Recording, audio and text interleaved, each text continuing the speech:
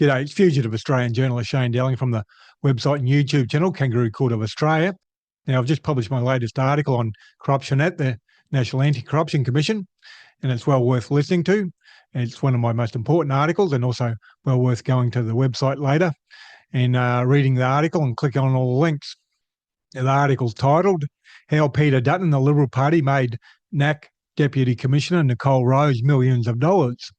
And it starts off, Peter Dutton's friend, National Anti-Corruption Commission Deputy Commissioner Nicole Rose, is a Liberal Party stooge who has made millions of dollars off the taxpayer by a friendship with Dutton and former Federal Justice Minister Michael Keenan.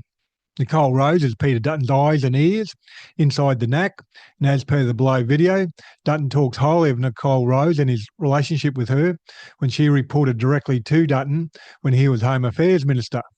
Nicole Rose has had numerous allegations made against her in the past, including lying on her CV, having a meteoric rise to a $500,000 a year job with the help of former Liberal Justice Minister Michael Keenan and opposition leader Peter Dutton, and accused of sitting on vital evidence regarding online child exploitation, etc., when she was head of AUSTRAC.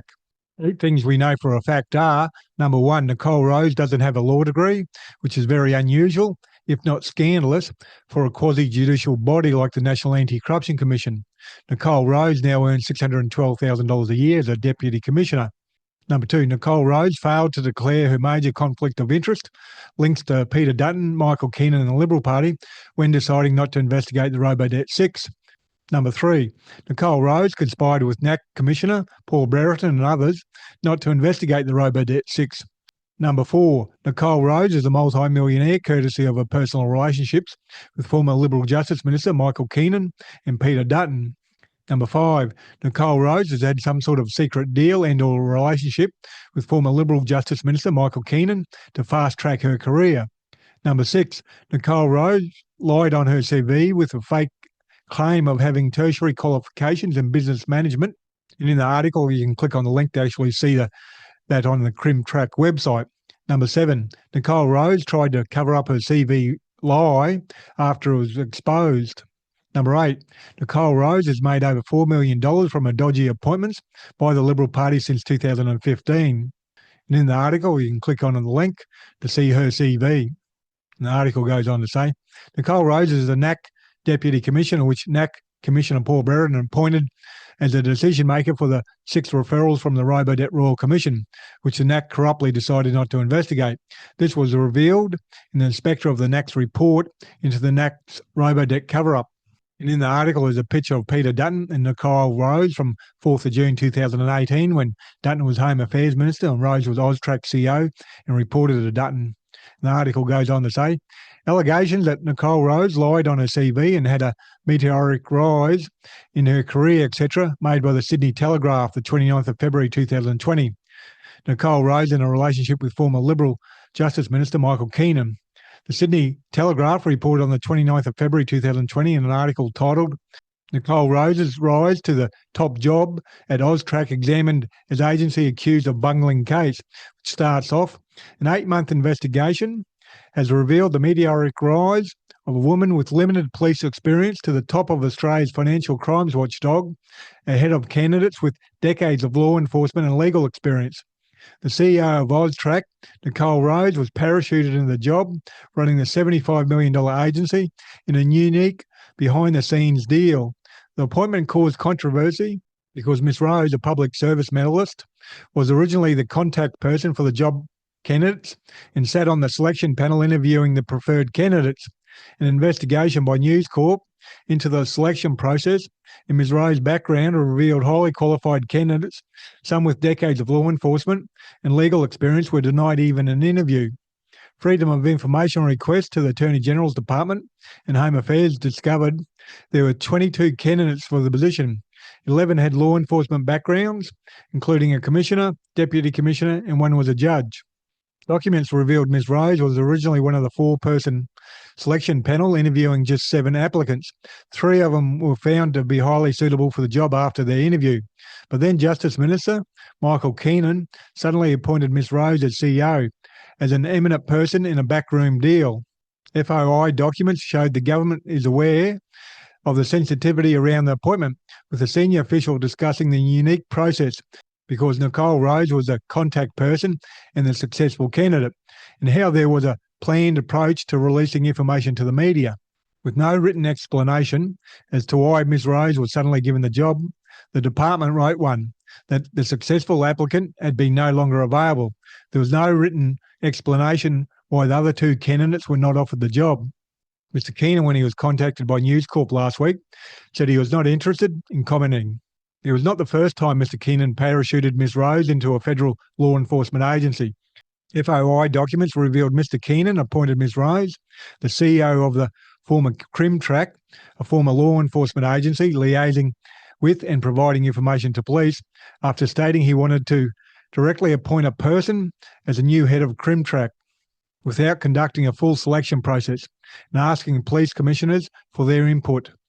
At the time, Ms Rose was the director of the office of the New South Wales Police Commissioner, Andrew Scipione.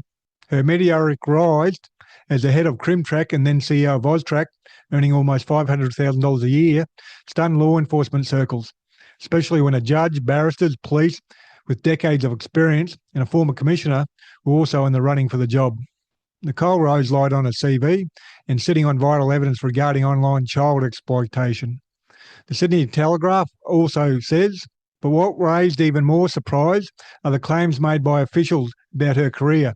The annual reports of CrimTrack and AUSTRAC list Ms Rose as having tertiary qualifications in business and management.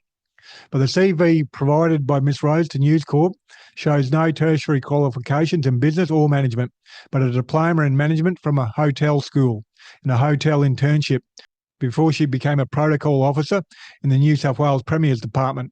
The annual reports of CrimTrack and AUSTRAC state Nicole Rose has tertiary qualifications in business and management. A few days after Nicole Rose had allegations made against her by the Sydney Telegraph, she gave evidence at a Senate estimates hearing. The Sydney Telegraph reported on the 3rd of March 2020, despite Home Affairs Minister Peter Dutton vehemently denying any delay by AUSTRAC in referring potential child sex exploitation cases to Australian Federal Police for investigation, CEO Nicole Rose has admitted she personally did not know how long it took. Ms Rose also admitted her biography on the AUSTRAC website had been changed to remove any references to her tertiary qualifications in business and management after questions were asked by News Corp. News Corp had sent a list of questions to Ms Rose last week about her CV, but she declined to answer any of them. The AFR reported on the 2nd of March 2020, Liberal Senator Michaela Cash defended Ms Rose's qualifications for the role after these were questioned by Senator Pratt. Ms Rose had a distinguished career in Australia's law enforcement, criminal justice and intelligence agencies, Senator Cash said. I would certainly hope no senator is in any way implying Ms Rose does not have a distinguished level of service in relation to the public service. Peter Dutton comes to Nicole Rose's defence, as per the video I'm about to show you. On the 1st of March 2020, the then Home Affairs Minister, Peter Dutton, was on the ABC's Insiders program and defended Nicole Rose from the AUSTRAC allegations, from the allegations made by the Sydney Telegraph. At the time, Nicole Rose was CEO of AUSTRAC and reported directly to Peter Dutton. I'll play the short video of Peter Dutton on Insiders on the 1st of March 2020 now. There's a damning story in News Corp papers this morning about AUSTRAC, which is in your portfolio as well, the financial crimes watchdog. Did AUSTRAC sit on evidence of potential child sex crimes for more than a year? No, it didn't. And this hatchet job on Nicole Rose should be seen for what it is. I mean, Nicole's, I think, taken AUSTRAC to an unprecedented level of success, not only with the banks, but many of the criminal syndicates that they're now working on with the ACIC and the Australian Federal Police and their state counterparts as well. So there's no delay here? No delay in... No, there's not. And the personal attacks on Nicole Rose at a time when she's going after some pretty big fish, I think is pretty outrageous. Now, I can tell you my experience with Nicole Rose is that she is one of the most exceptional public servants that we have in the Commonwealth. I deal with her on a regular basis. I have the utmost confidence in her, and I found her, frankly, to be one of the most impressive people in public life that I've met, and I think people should be proud of the work she does. Closing arguments. Nicole Rose being defended by Peter Dutton and Liberal Senator Michaela Cash, as per above, after being caught lying on a CV is a scandal in itself. How Nicole Rose was parachuted into a $500,000 a year job by her Liberal Party mates when she didn't have the experience, qualifications, and lied about her qualifications, something you would expect NACC to investigate. The situation reminds me of federal MP Barnaby Joyce looking after his then mistress and now wife Vicky Campion with big paying jobs in Parliament House. A major part of the NACC's role when it started in July 2023 was and still is to investigate all the corruption by the previous federal governments. How can Nicole Rose be seen to be doing her job impartially, given there are huge question marks about herself corruptly benefiting from previous coalition governments? Who benefits the most from the NACC's dodgy robo-debt decision? Not to investigate the robo-debt 6? Peter Dutton does. Because if any of the robo-debt 6 were charged and faced court, it would do a lot of damage to the reputation of the coalition and hurt Peter Dutton's chances of becoming Prime Minister. Given the above unanswered allegations and Nicole Rose's relationship with Peter Dutton and former Liberal Justice Minister Michael Keenan in the dodgy robo-debt judgment, Nicole Rose should resign as Deputy Commissioner of the NACC, as did Jarla Hinchcliffe, who also had a close relationship with Peter Dutton. Jarla Hinchcliffe, who has a long history of covering up corruption for Peter Dutton, resigned last year and finished in February this year, after only 8 months in the role. One has to surmise that Attorney General Mark Dreyfus appointed Nicole Rose as a NACC Deputy Commissioner after a reference from Peter Dutton. The Inspector of the NACC, Gail Furness SE, should have investigated above when she investigated the NACC failing to investigate the robo-debt 6, and all above information should be in her report, but it's not, because her report was a cover-up, as I wrote in the last week's article, and I'll keep on following up on this matter. Now, a little bit of admin. I've just set up a new Facebook page, and it's titled 2025 Australian Federal Election Coverage Page, and there'll be a link for that Facebook page in the description box below this video on YouTube, so please click on that and follow and like it, and please share it on Facebook.